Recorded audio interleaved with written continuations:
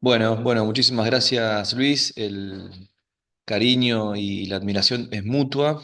La realidad es que, bueno, veo muchos de los que están hoy en esta tarde-noche para lo que es todos los países, gente que he conocido en este periodo de investigación que me ha tocado estar en muchos lugares de Centroamérica y algunos de Sudamérica. Y la realidad que este camino que nosotros hemos empezado hace muchos años ya. Yo arranqué más o menos en el 2012, 2013 en investigación clínica, siempre del lado de la parte clínica, nunca me tocó participar en farma. He recorrido muchísimos países y dentro de cada país muchísimas ciudades y hospitales, y la realidad es que conocer a gente como ustedes, bueno, lo veo a Robert también que hemos trabajado, eh, uno todavía sigue teniendo esperanza, digamos, en la medicina por un lado y en la investigación también por el otro, que allá a lo lejos y allá y acá a lo cerca se unen, digamos, ¿no? A mí me ha tocado en este camino, como les decía, estar, yo sigo haciendo medicina práctica y hago investigación clínica, como les decía, hace varios años. Específicamente nos hemos dedicado más que nada a trauma de cráneo, específicamente en trauma de cráneo tanto en adultos como en pediátricos. Así que les agradezco, sé lo importante que es también y lo difícil que es encontrar un tiempo para hacer esto, así que bueno, también los felicito desde ese lugar, ya que no es tan sencillo en la praxis médica diaria nuestra poder darnos un tiempo. Así que bueno, te agradezco, Luis, por la presentación y por todo el empeño que le pones a todo lo que haces, o por lo menos lo que uno conoce de lo que haces. Agradecer al Ministerio de Salud Pública y Asistencia Social, a la terapia intensiva pediátrica también del Hospital General San Juan de Dios, y bueno, y a los tres grupos que estamos participando hoy de esta investigación, que es el grupo ATIPCA, ALAS, y como decía Luis, del grupo al cual yo pertenezco en Rosario, Santa Fe, Argentina, que es el SIC, junto con la doctora Silvia Luján y el doctor Gustavo Petroni. Así que bueno, la idea es partir la clase en dos, como les decía Luis. Yo lo que les pido por favor es, en cualquier momento de la presentación me interrumpen. La idea es, en lo posible, que podamos tener algún tipo de diálogo e intercambio. Se va a hacer mucho más divertido y práctico tanto para ustedes como para mí. La vamos a partir en dos a la clase, como les decía. El prin- Básicamente vamos a hacer una primera parte que es esto, que les estoy mostrando en este momento. Dígame si Luis, decime si se está compartiendo bien, así me aseguro eso. Afirmativo, sí. Perfecto. Esta parte es la parte de documentos del estudio y recolección de datos. En segundo lugar, la aleatorización y la protección del ciego y los usos del placebo. Le di más jerarquía a una cosa u otra, un poco más por la practicidad y por lo interesante que son los temas. La realidad que cada uno de estos puntos lleva muchísimo tiempo de entrenamiento o muchísima bibliografía y teoría. La idea es que podamos y ustedes se lleven un recuadro de lo más importante de algunos de estos temas, y en una segunda parte vamos a hablar de consentimiento y específicamente a lo que ustedes se dedican, que es la parte de pediatría. Vamos a hablar de asentimiento, que es el término concreto de este proceso contractual, que es el consentimiento en los niños. Bueno, como decía Luis, mi nombre es Nahuel, yo soy especialista en cardiología, en terapia intensiva y en auditoría médica. Eh, la primera parte que vamos a hablar va a ser el manejo de datos, manejo y recolección de datos. Si hay algo que nos caracteriza a los médicos y o a los investigadores, es que todo el tiempo estamos tras los datos. Ya sea consciente o inconscientemente, desde que hacemos una guardia durante toda nuestra vida, mientras hacemos consultorio, mientras buscamos un paper, cuando intentamos responder una pregunta de nuestro paciente o de nuestros pacientes, todo el tiempo estamos buscando datos. Estos datos generalmente nos pasa es porque en medicina todo el tiempo estamos contando o intentamos buscar contar. Y la realidad es que la ciencia de la medicina, en realidad la biología, tiende a ser una ciencia probabilística, en donde los números son los que en algún momento de nuestras vidas nos van a dar información, porque nos van a mandar en nuestra praxis habitual de todos los días. Si nosotros tenemos una terapia intensiva de 20 camas, de las cuales 18 camas son de trauma de cráneo, probablemente esa prevalencia, esa incidencia que tengamos históricamente en esta terapia intensiva, básicamente lo que nos va a hacer es que podamos especializarnos en un tema y podamos empezar a pensar en casos, y ahí se nos mete la investigación. Como bien dice Luis, es algo que me gusta decirlo mucho porque lo he aprendido y porque me ha pasado, es que todo centro que pase por este tipo de investigación generalmente mejora la praxis médica porque empieza a pensar diferente simplemente, no porque hayan hecho algo mal o diferente erróneamente en la previa, pero sí la realidad es que la investigación, una vez que se te mete la parte clínica, las probabilidades, la estadística, suele ser un viaje que no tiene retorno. Entonces, al contar, como les digo, todo el tiempo, estamos siempre tras la búsqueda de estos datos, que en realidad lo que estamos queriendo hacer es buscar una verdad. Estamos intentando descubrir qué le está pasando a nuestro paciente, estamos intentando descubrir por qué pasó, cuáles son las consecuencias de lo que pasó, y en realidad lo que no tenemos es acceso a la verdad pura. Esta frase, que por supuesto no es mía, sino que viene de la ciencia de la estadística, es una de las frases de cabecera cuando uno se forma en estadística y matemática. Sí, digamos, la mala noticia es que nunca tenemos acceso a una verdad concreta, porque como les decía, la medicina tiene poco de certezas y mucho de incertidumbre. El tema es que esa incertidumbre sea crítica. Generalmente hay dos tipos de incertidumbre en la medicina, y una es que es la acrítica, y eso es un problema, porque no sabemos, somos ignorantes y ni siquiera lo criticamos el porqué. Y en realidad era un modelo viejo, era aquel modelo en el cual nuestros jefes nos decían que se hacían las cosas de una manera y el resto lo hacía. Y está la otra parte que es la parte crítica, y esto ahí es donde se empieza a meter de nuevo esta cuestión probabilística, y es que no sabemos la verdad, no tenemos ese acceso a la verdad pura, pero sí sabemos que hay una estimación aproximada de unos valores verdaderos y una idea en cuánto podemos alejarnos de ellos. Fíjense lo que te está diciendo en esta frase. Después la ciencia nos empieza a dar algunos ejemplos. ¿Por qué? Porque empezamos a No, meter porque le algunas quité el cosas. volumen para que Sofi, hola Sofi, Willy, los escucho. ¿Cómo les va? Hola, mira, Ahí está, sí, ahí está silenciado, perfecto. Bueno, ya de paso los saludo a Willy y a Sofi, que también nos conocemos en este tiempo de investigación. La realidad es que como las ciencias estadísticas nos empiezan a meter estas cosas. Fíjense que lo que nos está diciendo es que hay un estimador puntual, hay algo que pasa que es una verdad y que intentamos empezar a conocer cuán cerca estamos y cuán lejos estamos. Y seguramente alguna vez ustedes han leído, por ejemplo, de un tipo de medidas que son estos intervalos de confianza, que básicamente lo que nos están diciendo es cuán cerca y cuán lejos estamos de una verdad, de una búsqueda de verdad. Y fíjense cómo la ciencia, la medicina, nos ha todo el tiempo, nos da todo el tiempo ejemplos. Seguramente muchos de ustedes o todos conocen la biblioteca Cochrane, esta biblioteca que reúne millones y millones de datos y de paper a la cual podemos acceder. El logotipo, fíjense este logotipo que en realidad de un lado tiene la parte de la C y la otra C, que es básicamente la C de Cochrane, pero fíjense acá en el medio, esta línea vertical y todas estas líneas horizontales, alguna vez seguramente vieron ustedes un funnel plot, algunas literaturas hablan de otro tipo de gráfico que representa esto, que le llaman en árbol, pero básicamente es un funnel plot que lo que nos está diciendo y nos está recordando, primero por un lado lo importante que son los estudios de metaanálisis, porque esto, lo explico sencillamente para aquel que no lo haya visto nunca, esta línea vertical es una medida, que generalmente cuando ustedes ven estos horizontales, para un lado hace daño y para un lado tiene un beneficio el estudio. Fíjense que, este funnel nos está mostrando 7 estudios. Uno, 2, 3, 4, 5, 6, 7 estudios que se hicieron en un grupo de pacientes embarazadas a las cuales se le trató con corticoides para aquellos que tenían un embarazo prematuro. Y fíjense cómo el primer estudio que hicieron ya hubo un claro ejemplo de un beneficio sobre el tratamiento, pero sin embargo lo volvieron a estudiar.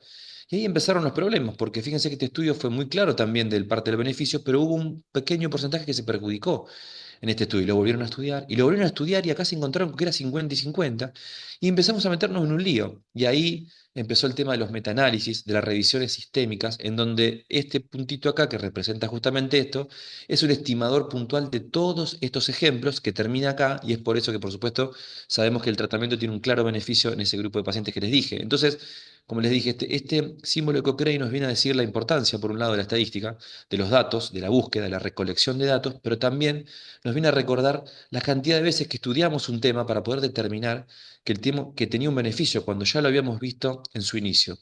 Y esto porque me gusta siempre mencionarlo en este tipo de charlas, más que de conferencias, porque por supuesto la investigación clínica siempre es muy criticada. ¿Por qué? Porque los que estamos en este lugar no estamos tras ninguna patente farmacológica, no estamos tras ninguna patente de catéteres de PIC, absolutamente nada, solo nos moviliza, solo o únicamente, nos moviliza las ganas de saber. el arte del saber, el arte de sacar algún tipo de incertidumbre. Y por eso es muy criticada habitualmente porque generalmente cuando están del otro lado del escritorio creen que uno está detrás de algo que no estamos diciendo. Entonces, bueno, eso siempre me gusta mencionarlo, este tipo de archivos.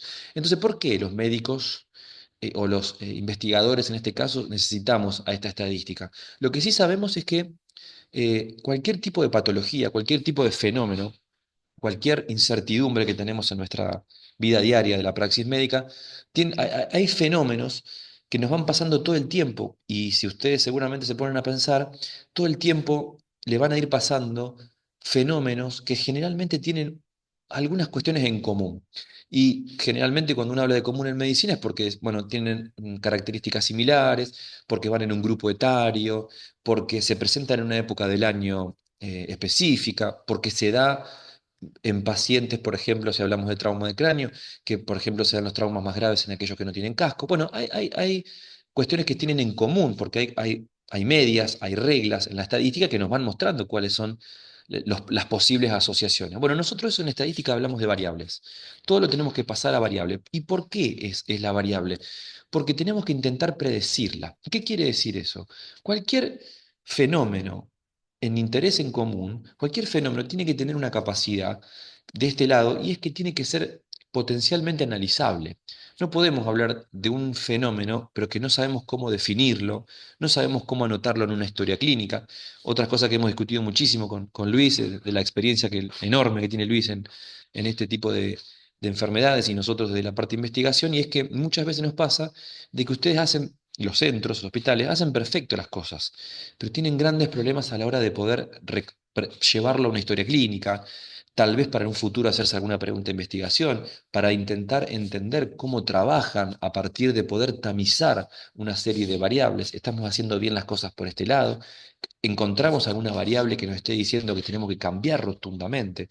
A mí me gusta contar una historia, me ha pasado en trauma de cráneo adulto, que en un mismo hospital, en una terapia intensiva A y una terapia intensiva B, completamente diferentes, con distintos jefes, si uno ponía manitol en infusión continua, el otro ponía hipertónica en infusión continua, solamente para diferenciarse.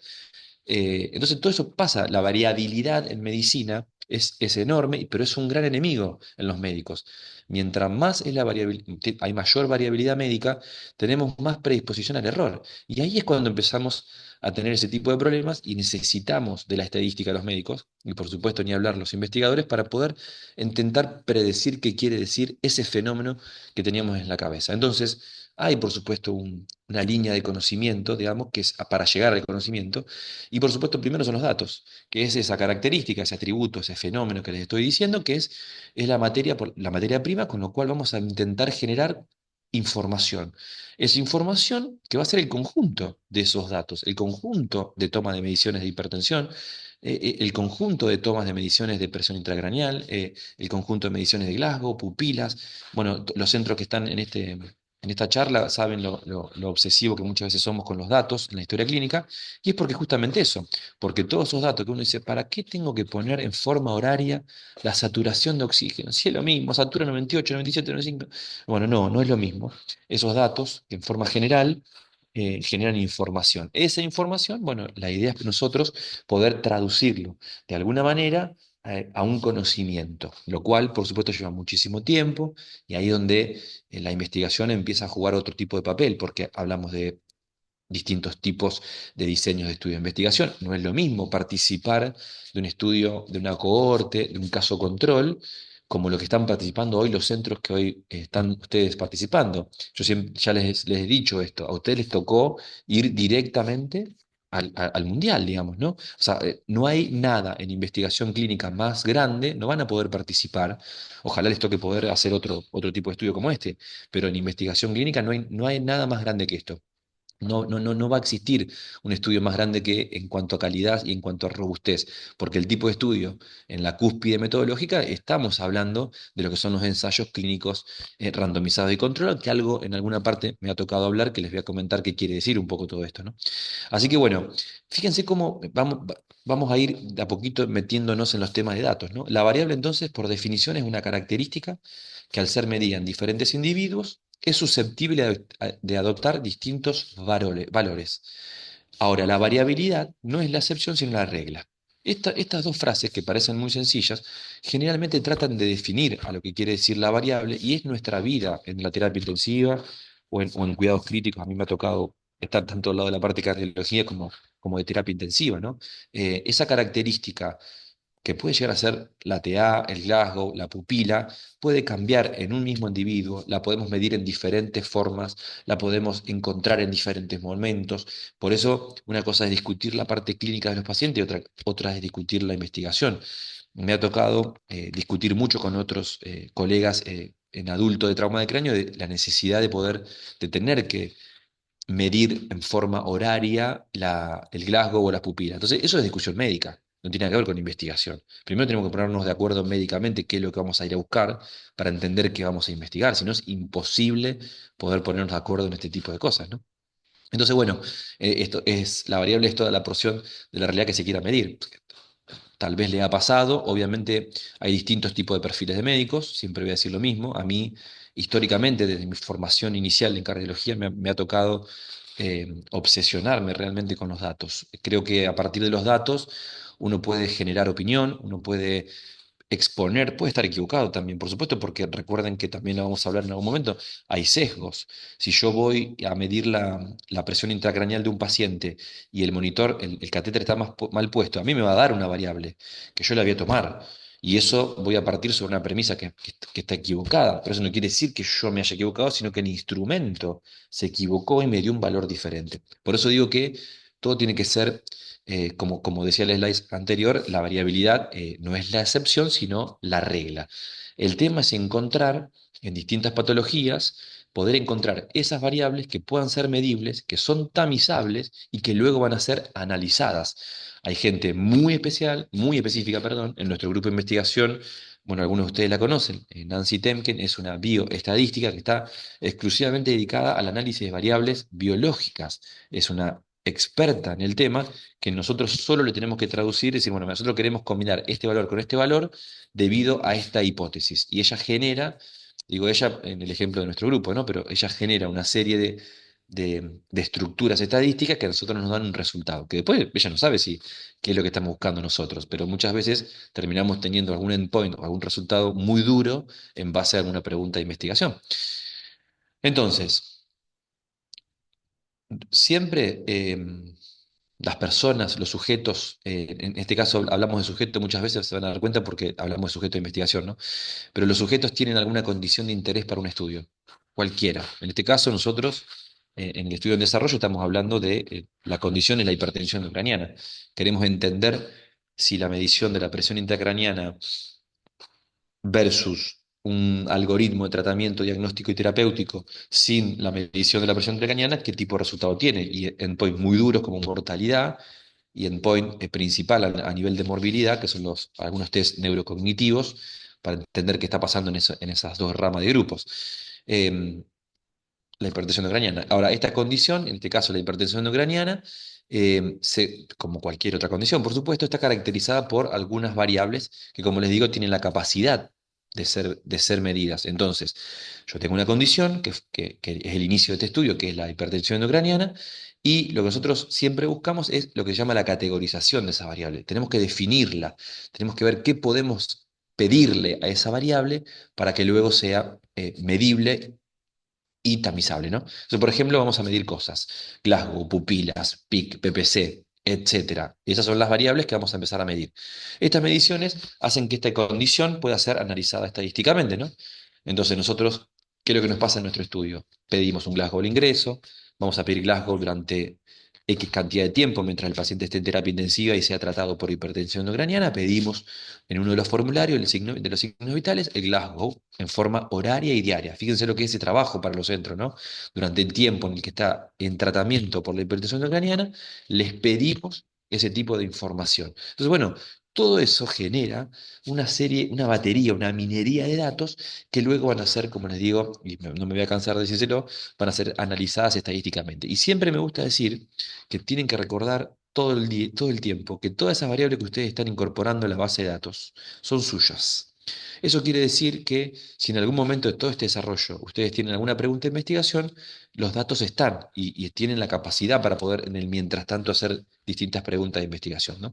Estas variables, como les digo, esto es a manera informativa, obviamente trato de no aburrirlos, pero se pueden categorizar y cada variable, según la categoría, por supuesto, tiene diferentes formas de análisis y diferentes tipos de información que nos van a dar. Fíjense, desde un protocolo de investigación hablamos de variables explicativas, que son las variables independientes o manipulables, y de resultados, que son las dependientes o no manipulables. ¿Qué quiere decir esto? Yo, en una variable explicativa, voy a iniciar un proceso de una pregunta de investigación a partir de un fenómeno, que esto es manipulable, porque ¿qué quiere decir? Yo quiero saber si hay una relación entre el trauma de cráneo y el uso de casco. Entonces, esa variable yo no la voy a poder cambiar, porque una vez que nosotros la incorporamos, solamente voy a poder manipularla porque estoy combinando factores. Ahora, ese resultado que me dé de ese estudio o de esa pregunta, esa variable de resultado, que ya vamos a un resultado dicotómico, sí hay mayor mortalidad en pacientes con trauma de cráneo que no usen eh, casco, no va a poder ser manipulable. ¿Por qué? Porque es dependiente de la variable explicativa. El resultado termina de esa manera.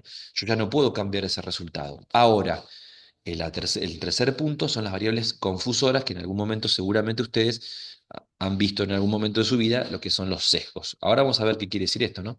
Esto es una hipótesis. A se asocia a B.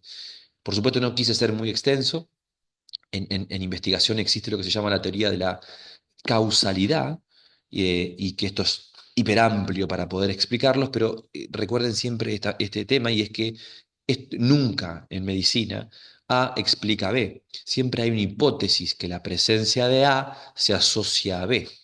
Recuerden esto porque en biología hay muy pocos ejemplos, casi nulos, de una relación uno a uno. ¿Esto qué quiere decir? Que si todos los pacientes que van en una moto a 180 kilómetros por hora van a chocar, no. ¿Pueden chocar? Sí. Las personas que van a 90 kilómetros por hora con casco perfecto, ¿pueden chocar? Sí, pueden chocar también.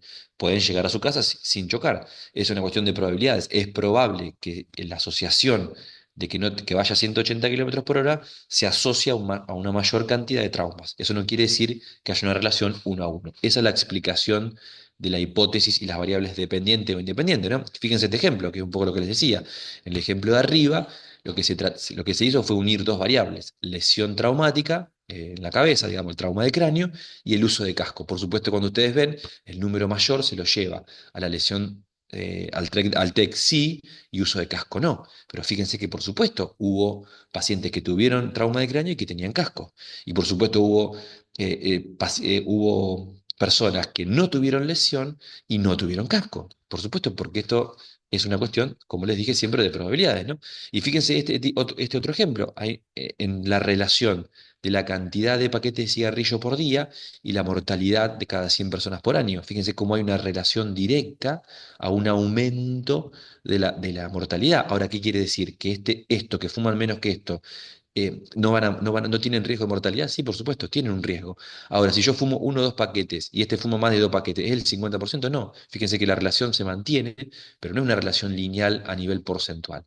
Todos estos datos generan información que generan conocimiento. Ahora, por supuesto hay confusores. Fíjense este ejemplo que es muy claro, ¿no? Si yo uno el vodka con el hielo, te destroza los riñones. Si uno el ron con el hielo, te destroza el hígado. El whisky con el hielo, te destroza el corazón. La ginebra con el hielo, te destroza el cerebro. Entonces, generalmente un investigador podría decir que el hielo mata. Bueno, la realidad es que hay variables confusoras, hay sesgos dentro de la investigación que son muy importantes a la hora de poder analizar un paper que ustedes tengan. Se dice que más del 90% de lo que está publicado en la literatura médica es basura. De hecho, lo hablan de eso, ¿no? Es tirar basura, porque es tanta la producción de conocimiento y tanta la necesidad de producción que muchas veces perdemos la objetividad y perdemos la robustez metodológica y la calidad de los datos para poder tener datos de calidad. Entonces se empiezan a meter variables confusoras que nos empiezan a confundir. Recuerden el logotipo de Cochrane, 7 estudios que en donde el primero demostró que el beneficio tuvieron que hacer un metaanálisis para demostrarlo, ¿no? Fíjense qué pasa con el tema de hablamos de investigación y ahora hablamos del contenido de la información. No es lo mismo. No todas las categorías que uno pueda poner de variables son las mismas. Sin ninguna duda, lo que nosotros estamos detrás es de la búsqueda de información. Y por supuesto, mientras mayor información obtengamos de variables, mejor va a ser para el estudio. Y mientras mayor información obtengamos al final del camino de este estudio, más validez va a tener el estudio. Hay muchísimas categorías, pero que a mí me gusta hablar de dos, que son las cuantitativas y las categóricas. Fíjense esto, los datos cuantitativos, estas son las más sencillas porque son las variables cuantitativas continuas. Sencilla la definición, todo valor entre dos valores tiene un sentido. La edad, las horas, el peso, el colesterol. Si yo te digo que tienes un colesterol de 130,4, tiene un valor. No es que es de 140 a 150. La edad, lo mismo. Tengo 7 años, 4 meses. No es lo mismo tener 7 años y 3 meses. Todo eso son valores continuos. Ahora, ¿qué pasa con las discretas? Es la cuantificación de cosas que no tienen sentido. No podemos tener un hijo y medio. Tenemos uno, dos, tres, cuatro hijos. Y lo mismo pasa con las cantidades. Si yo quiero saber cuántas camas tengo ocupadas, voy a poner una, dos, tres, cuatro. No existe el tengo una cama y media ocupada. Bueno, esto ya diferencia. Por supuesto, tengo que decirle que las variables continuas, que nosotros podamos categorizar de esa manera, tienen mayor información. El ejemplo es que uno define esto. ¿Qué quiere decir? Si yo te pongo en un estudio de investigación, o sea, en un formulario, que quiero saber la edad, no es lo mismo decir quiero saber la edad en años, que quiero saber la edad en años, meses y días. Esa información que parece banal o sencilla, tal vez tenga alguna variable que tenga que ver con un resultado. Y cuando hay una oportunidad de una toma de este tipo de datos, no hay que perderlos. Entonces, cuando ustedes se pongan a hacer algún tipo de investigación para su hospital, digamos, con cualquier patología, tómense el tiempo de categorizar esta variable, porque va a ser un dato muy importante que ya después no lo van a poder cambiar. Cuando ustedes entran datos, van a tener que ir cargando datos. Y ya después, una vez que cargan datos, no lo pueden analizar de otra manera. Una vez que ya le diste la categoría a esa variable, que es indirecta, obviamente ustedes no tienen que saber esto para darle una categoría, pero esto a ustedes se les debería meter para que empiecen a tener ese tipo de control. No es lo mismo que ustedes puedan medir el peso en kilogramos que lo midan en kilogramos y miligramos. Y así podemos estar con un montón de otros ejemplos. Ahora, fíjense con estos datos categóricos. Fuimos a los cuantitativos y ahora vamos a los categóricos, categorías, ¿no? Y fíjense que hay algunos ejemplos. Las categorías nominales son aquellas que, vamos a ver unos ejemplos, ¿no? Nacionalidad, raza, estado civil, grupo sanguíneo y tipo de diabetes. Y a mí me gusta definirlo que las categorías nominales son aquellas categorías en las cuales son mutuamente excluyentes. ¿Qué quiere decir esto? Uno no puede estar casado y soltero. Bueno, algunas veces sí, pero no sería lo ideal. Si sos diabético tipo 1, no puedes ser tipo 2. Si tenés grupo sanguíneo 0 RH positivo, no puede ser 0 RH positivo y 0 RH negativo. Y así. Son categorías que son mutuamente excluyentes. Fíjense qué pasa con las categorías ordinales. En este caso, sí, lo ordinal es, como por ejemplo algunos scores, tienen esa capacidad de tener un resultado a partir de ciertas variables. Esto quiere decir, yo para llegar al score de Glasgow de 15, tuve que pasar por tres categorías ordinales que me dieron un solo resultado. Lo mismo cuando yo digo qué nivel socioeconómico tengo, qué grado de dolor tengo, la clase funcional de disnea, todo necesita una serie de variables previas que pueden ser no excluyentes para terminar en un resultado. Y por último, la más sencilla de todas, que es la dicotómica, con una gran cantidad de pérdida de información, por supuesto, ¿no? Porque esto es, fíjense cómo a partir, por ejemplo, de la diabetes, uno puede poner tipo de diabetes en una categoría nominal, pero también puede ser dicotómica. ¿Tiene o no tiene diabetes? Punto. Si no. Y eso a nivel de investigación, por supuesto, genera diferentes tipos de información y, como les dije, diferentes categorías. Fíjense qué pasa en un proceso de trauma de cráneo. Ahora empezamos a ponerle nombres a las cosas, ¿no? Este punto de acá, que a mí me gusta mucho, yo lo utilizo mucho, este esquema yo lo utilizo mucho para dar informes a los familiares. Eh, ¿Por qué? Porque el paciente es uno para este lado y es otro para este lado, ¿no? Eso parece una verdad de perogrullo. Este es el evento. El evento puede ser un trauma, puede ser una ACV, una neumonía, un síndrome gripal, lo que se les ocurra, una sepsis. El evento genera una división de pacientes. El previo es el expuesto. Y acá lo más importante son las variables de riesgo. No es lo mismo en un trauma de cráneo me pregunto, ¿uso casco? ¿Uso cinturón de seguridad? ¿Qué tipo de conducción tenía? Era el riesgo, el ejemplo de si voy a 90 o a 180 kilómetros. Eso no quiere decir que el evento vaya a producirse, sino que tiene riesgo de producirse. Solamente hablamos de riesgo. Por supuesto, en todo proceso las variables basales tienen que ver. La edad, el sexo, etcétera, etcétera, etcétera, tiene que ver. Los antecedentes, lo que a ustedes les ocurra como variable basal. Pero una vez que se produce el evento, en este caso el trauma de cráneo, empieza la evolución del proceso, ¿no? Y acá dejamos de hablar de riesgo y empezamos a hablar de pronóstico. Entonces, el pronóstico del Glasgow al ingreso del paciente no es lo mismo si tiene uno de total o si vamos al motor, ¿no? Si está hipotenso o no está hipotenso y qué tipo de tomografía tiene.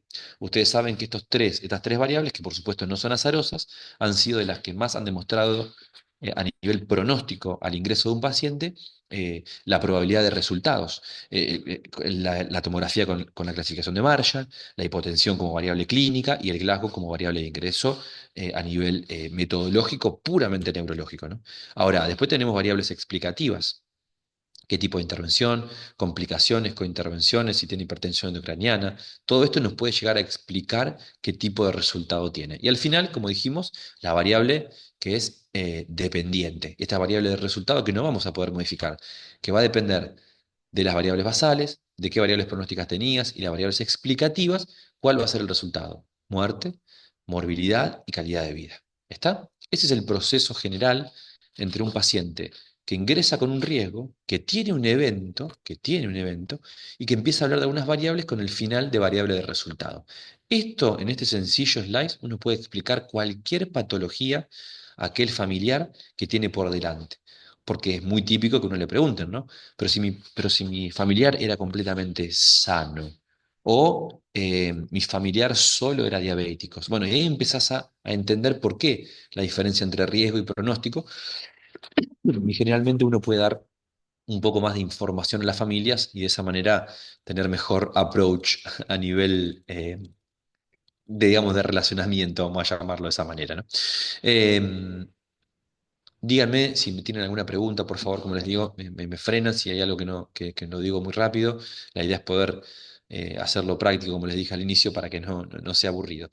Fíjense, el trauma de cráneo a través de la variable de la hipertensión neocraniana, ¿no? Entonces, vamos a definirlos. ¿Qué hicimos? Vamos a categorizarla. La variable es la hipertensión neocraniana.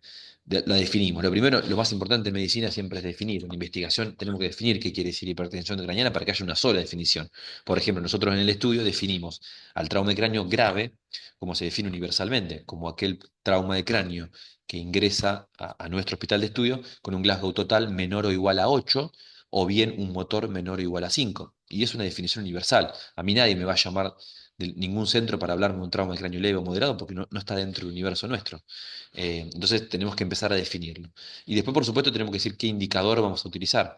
Si vamos a hablar de una hipertensión endocraniana sospechada por clínica, por tomografía, o vamos a hablar de hipertensión endocraniana dicotómica con ese valor de ese monitor de PIC. Y ese es nuestro estudio. Fíjense que nosotros en realidad hablamos de tiene o no tiene hipertensión endocraniana aquel paciente que va al grupo PIC, porque hay un valor que lo está diciendo, o bien estamos hablando de sospecha de hipertensión ucraniana, aquellos que van al no PIC o al grupo CREVIS a partir de clínica y tomografía, y empezamos a hablar de algunos criterios mayores y menores y empezamos a definirlo todo el tiempo. Nos gusta definir, no podemos dejar nada, nada, nada, nada librado al azar, digamos. Ahora, por supuesto, hay distintos tipos de escalas de medición. Podemos decir sí o no. ¿Él tiene o no tiene hipertensión ucraniana? Podemos hablar de algo ordinal. ¿Está alta la hipertensión intracraniana? ¿La presión intracraneal es normal o es baja? Como dijimos, ordinal quiere decir que son mutuamente excluyentes. No se puede tener alta y normal. ¿Es discreta? ¿Es una variable discreta? ¿Qué quiere decir? Que los valores entre medio no tienen sentido, no lo estamos buscando. Más, menos uno. 1, 2, 3, 20, 40 milímetros de mercurio. O vamos a hablar de una variable continua. 20,4 milímetros de mercurio. Entonces, todo eso tiene que ver. Si yo paso una variable continua, donde perdón, voy a analizar absolutamente todos los valores, fíjense cómo pasa al discreto, y cómo pasa al ordinal, y cómo pasa al dicotómico. Eso, por supuesto, tiene que ver con la información. Y mientras más de este lado tenemos, menos información tenemos y por supuesto hay una pérdida absoluta de la información. Quiero ser honesto, por supuesto, de este lado, cuando vamos de este lado, es un ejemplo, por supuesto, lleva un trabajo enorme, muchas veces difícil de llevar a cabo en una investigación, de poder ser tan minucioso con esto. Generalmente vamos a opciones más intermedias, más para este lado que para este lado. Bueno, los que participan del centro saben que nosotros, por ejemplo, en el monitor de la PIC buscamos este tipo de ejemplos, ¿no? Ahora, si hablo de variable y si hablo de valores, tengo que entender cuál va a ser mi método de medición, porque no todo tiene que ver a lo que voy a ir a buscar. Voy a ir a buscar las pupilas, voy a buscar una tomografía, como dijimos en la clasificación de Marshall, o voy a ir a buscar un monitor de PIC. Porque, por supuesto, cualquier dato que yo vaya a buscar tiene que ver con cuán preciso y cuán exacto es nuestro método de medición. No es lo mismo cualquier método de medición para llegar al mismo resultado, que es mucho de lo que uno quiere comprobar. Recuerden que las guías de trauma de cráneo, tanto en adultos como en pediátricos, sugieren, sin evidencia sólida atrás, el uso, con un nivel de evidencia de grado 2, el uso del monitor de PIC. ¿Qué quiere decir eso? Que no hay investigaciones y ni hablar de una población vulnerable como son los chicos, que no hay investigaciones con esa robustez. Nosotros en el 2012 publicamos en la New England Journal of Medicine un estudio de PIC en adultos. Bueno, eso cambió la praxis médica absoluta. ¿Eso quiere decir que fueron para un lado o para otro? No, pero sí le dio un sustento y luego con la publicación del CREVIS les dio un sustento a los intensivistas y neurocirujanos adultos de poder basarse en algo. Después puede estar de acuerdo o no. Fíjense que vuelvo al ejemplo de Cochrane, ¿no? Un tratamiento tan eficaz y tan sencillo como era darle corticoides a aquellas pacientes embarazadas con un nacimiento prematuro de bebé, tardaron tantos años y tantas investigaciones, imaginen lo que es lo controversial de esto, ¿no? Pero bueno, más allá de esto, el concepto que les quiero dejar es este, ¿no? Por supuesto, mientras más exacto y más preciso somos, mayor información tenemos, ¿no? Esto, por supuesto, tiene que ver con el hilo rojo de la continuidad de la charla en el sentido de lo que es la investigación y la estadística, ¿no? Si hablamos de precisión, si hablamos de exactitud, no puedo no mencionar la validez. Esta validez, que si yo lo llevo a un estudio de investigación, tiene que ver con lo que es la validez interna y externa. Fíjense este pequeño caminito, no los voy a complicar, pero siempre hay una pregunta de investigación, siempre parte de acá, que es donde nosotros nos dedicamos y hacemos un diseño y la implementación del estudio de investigación, entrenamos a los centros, les mostramos, hacemos consenso. La pregunta acá es esta, ¿no? O sea, ¿cuál es el mejor protocolo de diagnóstico y tratamiento para los pacientes con trauma de cráneo adulto, perdón, de niños grave? Eso genera un diseño, un protocolo de estudio, se implementó, el estudio arranca y va a haber hallazgos en el estudio. Esto al final del camino nuestro, o de cualquier estudio, hay hallazgos. Estos hallazgos, lo primero que tenemos que ver es la validez interna. ¿Eso qué quiere decir? Que lo que nosotros generemos acá como hallazgo tiene que ser una verdad. Y eso es lo que yo muchas veces a muchos de ustedes que están acá les menciono todo el tiempo, ¿no? Ustedes tienen una gran responsabilidad los que participan en investigación, porque todos, absolutamente todos los médicos, en algún momento de nuestra vida, eh, leemos un paper, una guía, lo que se les ocurra. Pero la realidad es que te diría el 0% de los médicos nos hemos puesto a pensar quién la escribió, cómo tomaron los datos, que alguien te mostrara los datos crudos, si confiamos en ese Glasgow que puso ese paciente, ese médico, si confiamos en la enfermera que tomó los datos, nunca nos preguntamos. Hay un resultado y punto. Bueno, de este lado del escritorio hay una responsabilidad absoluta sobre esto. La veracidad de lo que vuelquen en un protocolo va a ser la veracidad o la inferencia interna del estudio. Y fíjense que va de la mano de lo importante que es, porque esa verdad del estudio, la verdad que genere, el resultado que genera el estudio, tenemos que entender si tiene una validez externa, que es la inferencia externa, si es la verdad de lo que pasa en la población. ¿Es verdad lo que encontramos nosotros en este estudio? ¿Se puede replicar en nuestra población? Y eso es hiper complejo. Para que esto se produzca, tiene que haber una serie de características en investigación, que es la que nosotros estamos haciendo hoy, que es un ensayo clínico, randomizado, controlado. Si uno dice, yo tengo 5 casos que le puse en Alapril a pacientes hipotensos y la presión mejoró. Bueno, vos lo podés publicar, no pasa nada, es a propósito de casos. ¿Eso quiere decir que eso se va a replicar en la población? No, la respuesta es no, no es inferencial, porque es una serie de casos que uno está describiendo, es una estadística descriptiva, es un modelo de investigación descriptivo. Lo que hacemos nosotros en este tipo de estudios, ensayos clínicos, no tiene nada que ver con lo descriptivo, tiene que ver con otro tipo de estadísticas, que son estadísticas mucho más complejas, que lo que intentan justamente eso, darle validez interna a los hallazgos en el estudio y validez externa en la inferencia a la población de lo que uno encuentra en el estudio. Hasta acá vamos bien, Luis. ¿Alguna pregunta hasta acá en cuanto a los datos? Yo creo que vamos bien, gracias, Nahuel. Bien. Bien. Por supuesto, em, cualquier circunstancia que uno pueda generar para poder recolectar los datos, necesitamos de un instrumento de recolección, como puede ser y como son los formularios. Eh, bueno, de muchísimos años atrás, esos formularios eran todos en papel, hace un tiempo largo, por suerte, estos formularios, como pasa en este estudio de investigación, son electrónicos y tienen que tener una serie de características, ¿no? Bueno, los que participan en investigación acá con nosotros saben que hay muchísimos formularios, que hay que llenarlos en un tiempo específico. Pero por supuesto, todo esto tiene, como les digo, tiene que tener algunas características. Adecuada a un perfil de recolector. ¿Qué quiere decir esto? Uno no puede ir a buscar datos de terapia intensiva en- en médicos nefrólogos. No puede ir a buscar datos nefrológicos en médicos terapistas. Esto quiere decir que el recolector de estos datos, como puede ser el Glasgow, puede ser las pupilas, el grado de sedación, el grado de relajación muscular, bueno, tiene que tener una experiencia para poder tomarlo.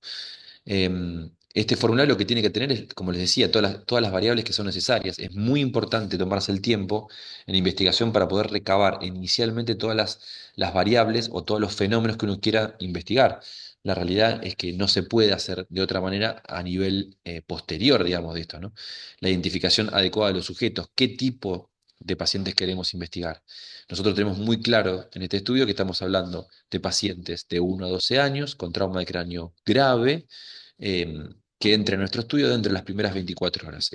Lo acoto un poco, pero lo que quiero decir es que tenemos que definir muy bien a nuestros sujetos para poder intentar seguir en investigación. Instrucciones claras de recolección sin ambigüedades, categorías mutuamente excluyentes y exhaustivas. Esto quiere decir que no puede ser, las variables que uno incorpore no pueden tener dudas si lo que está pasando puede estar pasando en diferente formulario de diferente manera. Recuerden que lo que tratamos de hacer en investigación es justamente disminuir la variabilidad clínica, ¿no? Que sean autocodificables, es lo que yo les decía de las categorías. Si yo hablo de Glasgow, bueno, quiero saber del valor del 1 al 15, perdón, del 3 al 15. Si voy al ocular, al verbal y al motor también lo mismo, los valores correctos y concretos. El ejemplo es este, ¿no? O sea, me confundí por esto, porque uno no puede poner un Glasgow que no exista, no puedo poner el Glasgow cero. Eso es una codificación que uno puede tener en una base de datos, pero no lo podemos poner que sea un valor biológico, digamos, ¿no? La coherencia en la codificación de los ítems, recolectar información lo más granular posible, procesos simples y flujos naturales. Todos son características que, por supuesto, el diseño de un formulario, de los cuales nosotros no especificamos, es enorme el procedimiento que vamos haciendo. Y todos esos procedimientos y todos esos formularios quedan guardados dentro de un manual de procedimientos o MOP. Por supuesto, todo estudio de investigación tiene un manual de procedimientos, que los centros lo tienen, porque de alguna manera uno puede ir a intentar ver de qué estamos hablando en cada variable, ¿no? Y justamente eso es lo que estamos buscando, incluir la estandarización de todos los procesos del estudio. Tiene que quedar muy claro en el desarrollo del estudio cuáles son los procedimientos, los procesos que vamos a ir teniendo de a poquito y cuáles son los pasos que va a ir llevando cada formulario en cada tiempo específico que el centro va a tener que ir incorporando. La selección de individuos, cuáles son los criterios de inclusión y exclusión, cómo vamos a hacer el reclutamiento, el seguimiento de nuestros pacientes. Por ejemplo, en nuestro estudio hablamos de un seguimiento a los 3 y 6 meses, y eso es muy importante para cumplirlo. Consentimiento informado y procedimiento de confidencialidad, definición operativas, bueno, toda una serie de datos que quedan incorporados específicamente en un manual que es el que se presenta generalmente en los comités, también como parte de los datos esenciales de un estudio de investigación, digamos, ¿no? Bueno, esto se los mostré un poco para que ustedes los vean como es un ejemplo. El título de nuestro estudio, Traumatismo encefalocraniano pediátrico grave en América Latina, un ensayo aleatorizado que compara dos protocolos de tratamiento, manual de procedimientos, perdón, definición de variables, atención aguda y diccionario de datos. Entonces, por ejemplo, nosotros tenemos un formulario que se llama formulario de screening. Y si vos vas al manual de procedimientos, te va a explicar exactamente qué es lo que vos tenés que poner. Entonces, por ejemplo, si yo quiero poner la idea del centro, ¿esto qué es? Centro, número, tanto. número de ingreso al estudio, tanto. Entonces, se le asigna un número de 5 dígitos a cada paciente con trauma de cráneo grave cuando complete el formulario de screening. El primer dígito va a representar algo y los 4 dígitos siguientes responden a otra cosa. Esto, fíjense cómo todo te lo va a codificar ese, por si uno quiere, tiene alguna duda, y aparte es para poder definirlo después. Fíjense esto, iniciales del paciente, primer apellido, primer nombre. Eso, por supuesto, después en el resto de los formularios no se vuelven a repetir, pero de alguna manera tienen que quedar codificados en este tipo de manuales, ¿no? El entrenamiento, por supuesto, es importante. Recolectar los datos es sumamente importante para la investigación. Uno puede tener la mejor predisposición, pero si los datos no los completamos en forma completa y correcta, la investigación empieza a tener riesgos. Siempre revisar los manuales de procedimiento, las prácticas de recolección, monitorizar el inicio de cualquier tipo de recolección de datos, resolver problemas, entrenamientos permanentes. Esto que decía Luis, que estamos en contacto todo el tiempo. Hemos hecho encuentros presenciales, hemos hecho encuentros por Zoom. Por suerte la tecnología post pandemia nos ha puesto en un lugar de cercanía muy grande. Tanto los centros con nosotros como nosotros con los centros estamos todo el tiempo comunicados, con reentrenamientos, para justamente entender que el proceso de la recolección del dato es tan importante como lo que ustedes hacen en la terapia intensiva. No hay manera de justificarlo de otra manera que si ustedes no lo pueden tener en algún dato, como es el famoso dato fuente, ¿no? El cargado de los datos, que es básicamente cómo vuelco yo lo que hago en el día a día, en la diaria, en todos los días, a toda hora, como por ejemplo les daba ese ejemplo que obviamente los chicos no me van a dejar mentir, es por ahí lo más tedioso, esta cuestión de cargar signos vitales todos los días y a cada hora. Bueno, tiene que ver con esto. ¿Cómo cargo los datos? ¿Cómo lo hago? ¿Cómo reviso? ¿Cómo hago para que la codificación de esas variables sea lo más fidedigno, lo más fiel posible? Bueno, por supuesto, la base de datos te brinda herramientas.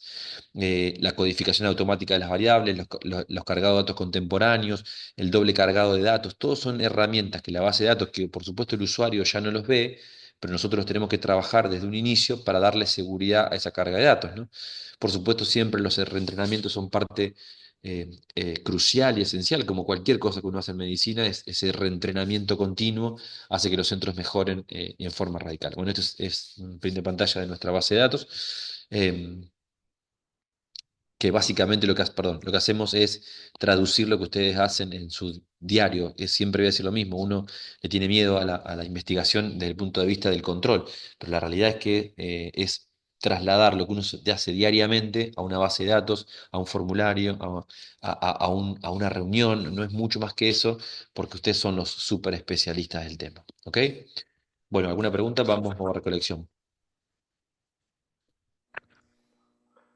Seguimos. Seguimos, gracias, Nahuel. La recolección de datos, esto también me gusta decirlo mucho, lo he repetido hasta el hartazgo muchas veces en los entrenamientos, y lo que no está escrito no ocurrió. En investigación no hay manera de que uno pueda justificar algo que haya volcado en la base de datos y que luego en un control, en un monitoreo, ya sea por Zoom o en forma presencial, no se encuentra en ningún lado de la historia clínica. Y eso no quiere decir que la historia clínica sea la evolución que uno busca. Un laboratorio, una tomografía, un pequeño escrito, una indicación, algo tiene que existir con lo que uno pasa a la base de datos. Si no está escrito, no ocurrió, y eso es muy frecuente de entrenarlo todo el tiempo en investigación porque todo tiene que estar justificado, ya sea lo que uno puso como lo que uno no puso. Y a veces también es más fácil justificar lo que uno hace que lo que no hace, porque a veces poner que no tiene una connotación de que no tiene que existir en la historia clínica. Entonces, todo eso lleva un entrenamiento. Generalmente los primeros pacientes los trabajamos muy en conjunto y luego ustedes se vuelven tan o más especialistas que nosotros. Esto es de un libro que uno usa mucho en investigación, digamos, ¿no? Que es como un libro formativo en este caso, de cómo hacer el proceso, digamos. Fíjense que, por supuesto, siempre hay una recolección de los datos, que pueden ser por cualquier cuestión, ¿no? Ya sea una entrevista, cuestionario, en este caso somos formularios. Hay un data entry, digamos, que le llamamos, que lo que hace es tipear y hacer toda la logística del ingreso, eso se ingresa. Hay una doble entrada, generalmente, en este caso soy yo en el estudio, donde chequeamos los datos, les preguntamos, y después previo al resultado, hay lo que se llama clean data, que es sentarnos a cerrar el paciente con la verdad de lo que pasó, y eso es mediante la corrección de diferentes maneras, hay miles de maneras, pero la realidad es que uno tiene que hacer un limpiado de ese data en base a la historia clínica que uno encuentra. Es muy frecuente que uno encuentre ciertos datos que no fueron volcados a la historia clínica, o bien al revés, datos que han sido volcados, pero que no podemos justificarlos. Y eso es muy importante para eso. Luego se codifica, se transforma en variables que son analizables, como les decía, y esta cuestión estadística. Este es básicamente el camino más frecuente de tener en este tipo de recolección de datos. Bueno, pasamos a un punto de la clase que es la aleatorización, que como les dije es sumamente importante en un nivel de investigación como son los ensayos clínicos randomizados y aleatorizados, justamente, ¿no? Fíjense este título nuestro, ¿no?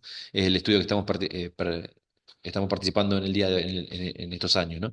El protocolo basado en la monitorización de la presión intracraneal frente a otro basado en imágenes y examen clínicos para el tratamiento del traumatismo craneoencefálico grave en niños. Ensayo clínico fase 3 aleatorizado y controlado. Entonces, ¿qué quiere decir esto?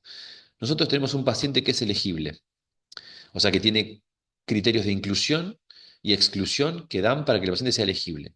Vamos al consentimiento informado, que es donde reclutamos al paciente, y eso decimos que tiene que estar dentro de las 24 horas, y ahí recién vamos a aleatorizar.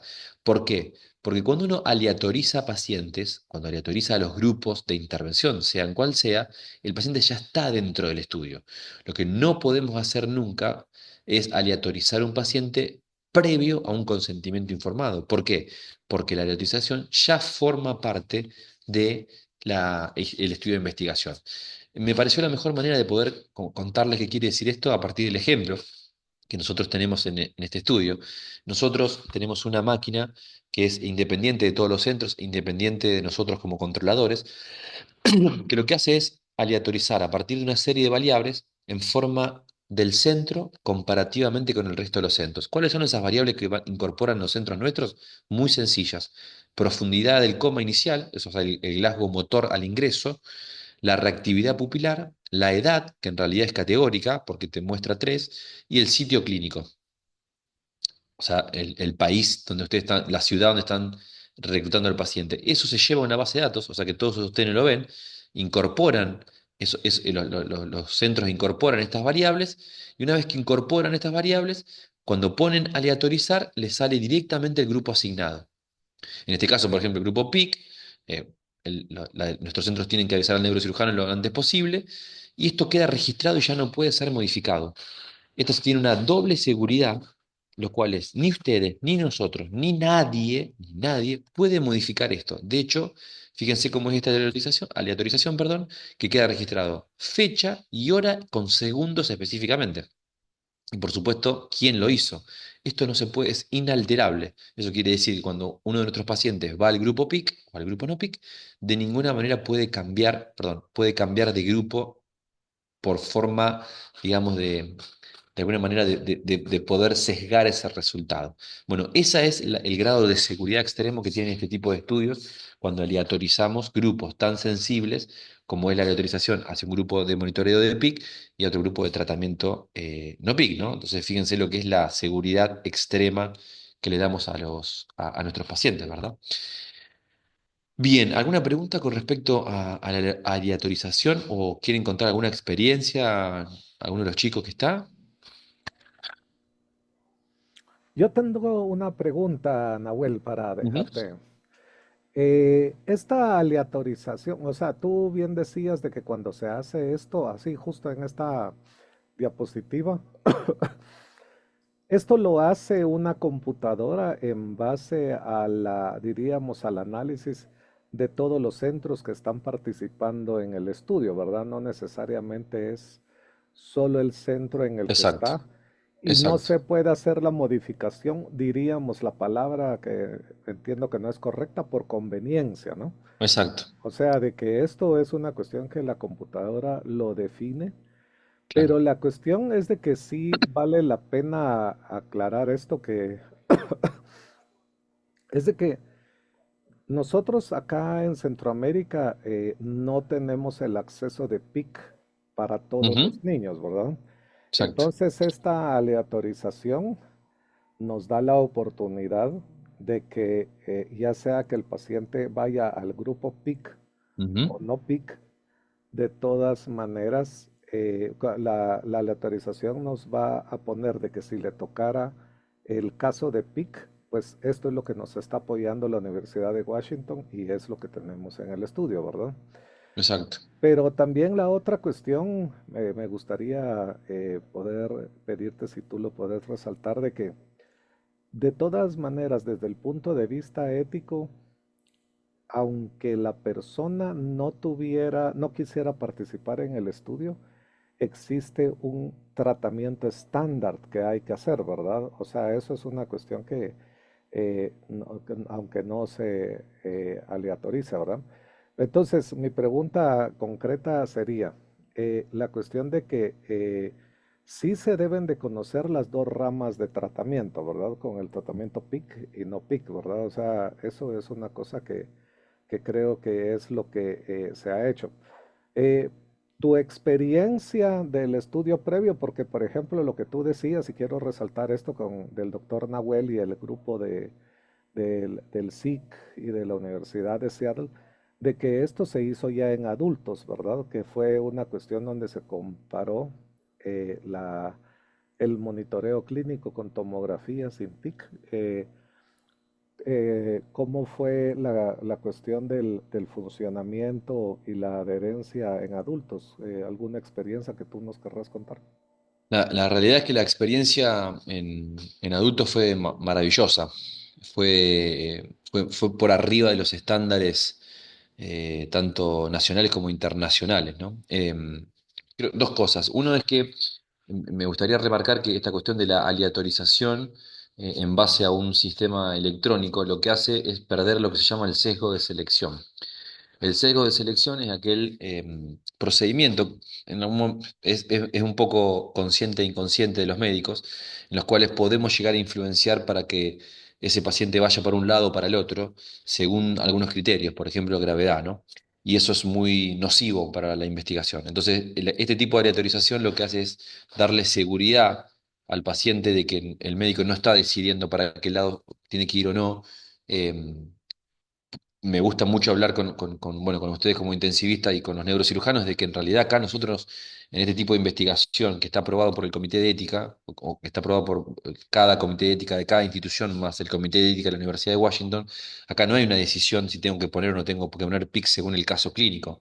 Acá lo que te define si se va a poner o no poner PIC es la autorización. Punto. Se deja de discutir, en este caso, si te toca PIC, pero la verdad que el Marshall no le da. No, no, no. Las características son estas y el grupo es este, porque si no siempre terminamos estudiando los graves y dejamos afuera un montón de pacientes. Bueno, eso es lo que nos pasó en adultos, ¿no? Mi mayor experiencia con el CBG y que generó el estudio, digamos, de desarrollo de la guía de diagnóstico y tratamiento es que la adherencia ha sido absoluta, absoluta en un compromiso absoluto de los centros y un compromiso contra el dato en forma abismal, digamos, mucho más de lo que uno podía llegar a pretender en otros tipos de investigaciones tan complejas como esta, ¿no? Así que la verdad es que a partir de ahí empezamos a pensar en el estudio en niños, fíjense lo que es, o sea, porque ustedes saben muy bien de que mucho de lo que ustedes hacen es extrapolado del adulto.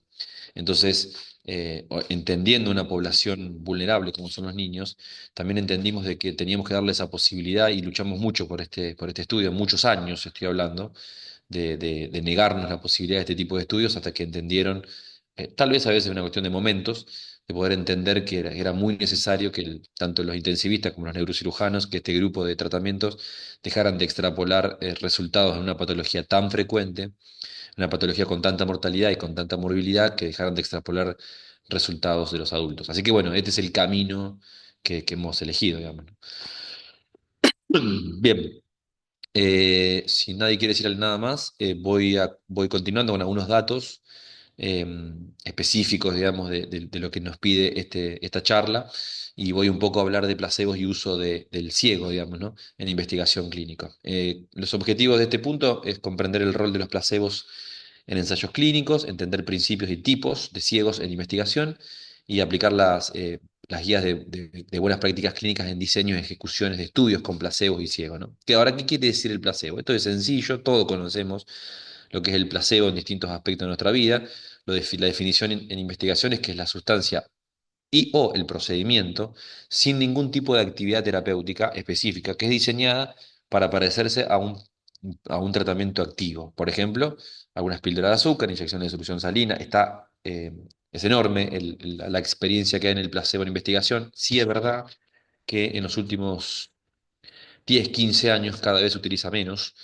Hay cuestiones éticas específicas en ramas de placebo que ya está casi dejándose de lado, pero bueno, fue una herramienta muy importante en investigación clínica. La realidad es que el propósito de este tipo de efecto era controlar ese efecto, que era una respuesta psicofisiológica, pero que no estaba relacionado con un tratamiento, y diferenciar ese efecto con los efectos de un tratamiento activo, ¿no? Bueno, básicamente todo esto tenía que ver con algunas teorías de expectativas psicológicas que en base a este efecto placebo, digamos, ¿no?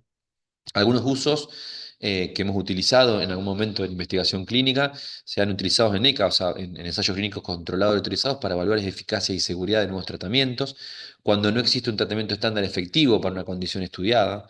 En los años 90 hay muchos estudios de investigación donde se ha utilizado el placebo en pacientes, perdón, en estudios de investigación de tratamientos antihipertensivos, cuando las drogas empezaron un auge allá por los últimos años de los 80 y los principios de los 90, hubo un auge muy grande de distintos tipos de familias de fármacos antihipertensivos, pero claro, no había con qué compararlos. Entonces ahí el uso del placebo fue muy frecuente y muy importante para el desarrollo de este tipo de investigación, digamos, ¿no? Algunas consideraciones éticas, hay una declaración de Helsinki en el 2013 que el uso del placebo debe justificarse. Ahí, como les digo, ya en los últimos 15 años empezó a ser más controversial este uso. No debe haber un riesgo significativo para los participantes, no debe negarse ningún tipo de tratamiento estándar en el caso que exista. Por supuesto, hay un consentimiento claro sobre la posibilidad de recibir placebo. Antes el placebo no era tan claro para el participante qué quería decir o cómo podía llegar a participar de un estudio con placebos. Hoy el participante tiene que tener muy claro de que es probable que vaya a una rama de investigación que no esté recibiendo absolutamente nada, digamos, ¿no? Em, y cada vez son más claros el tema de los consentimientos en cuanto a esto. Y cuanto es al cegamiento, al ciego, es la técnica para ocultar la asignación de tratamientos a participantes, investigadores o ambos. El objetivo es reducir los sesgos de evaluación en los resultados, el sesgo de expectativa, el sesgo del observador y aumentar objetividad. ¿Qué quiere decir esto? La realidad es que es una técnica que ha sido revolucionaria en la investigación. Hay distintos tipos de ciego, ahora creo que lo voy a mostrar. Eh, Básicamente lo que estamos intentando es, por ejemplo, en este sesgo que yo le decía de selección, el médico no sabe absolutamente a qué rama va a ir el paciente de PIC, con lo cual no es manipulable esa variable. Y eso hace que, por supuesto, esa expectativa del paciente que le va mejor o paciente que le va peor, si uno cree más en el monitor de PIC o no cree en el monitor de PIC. Y eso genera un sesgo tan importante eh, que podría generar, alterar, digamos, los resultados del estudio. Estas técnicas de ciego, como nosotros utilizamos en este estudio de ensayo controlado, aumenta la seguridad del paciente. Hay distintos tipos de ciego, como les decía, hay un ciego simple, en que solo los participantes desconocen si están recibiendo un tratamiento activo o están recibiendo un placebo, por ejemplo, o no. Eh, o el doble ciego, es que tanto ni los participantes ni los investigadores saben quién recibe el tratamiento. Eso es, uno tiene una jeringa con el tratamiento activo y otra jeringa con solución salina, el médico que lo administra no sabe qué está administrando. Y eso también tiene que ver con la expectativa, con la selección, con el sesgo de resultado, ¿no? Y el triple ciego es que, además de los participantes e investigadores, los analistas de datos también desconocen la asignación. Todo esto aumenta la seguridad, aumenta la rigurosidad metodológica y, por supuesto, aumenta la calidad del estudio.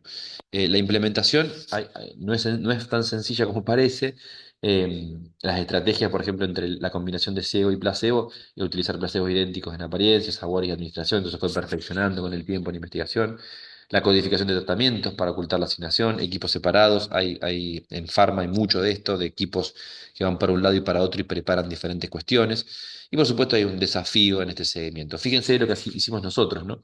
Esto, como verán, este es nuestro alma mater de la investigación, en el cual en esta etapa, desde el screening, o sea, desde que el paciente ingresa hasta el día del 1 al 7 puse yo acá, pero en realidad hasta que se va de alta al hospital, nosotros llamamos etapa aguda de la enfermedad.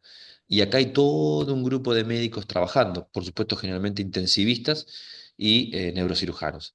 Ahora, este paciente se va de alta acá y nosotros vamos a buscar al día 90 y al día 180 unos test neuropsicológicos que lo hace una persona que no tiene ni la más pálida idea de lo que pasó acá.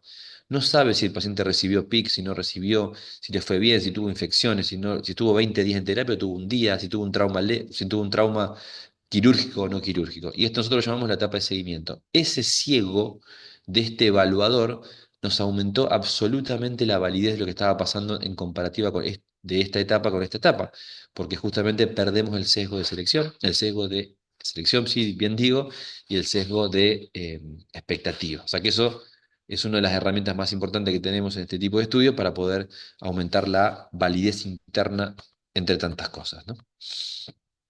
Algunas consideraciones éticas, por supuesto, como les decía, lo mismo que el placebo, cada vez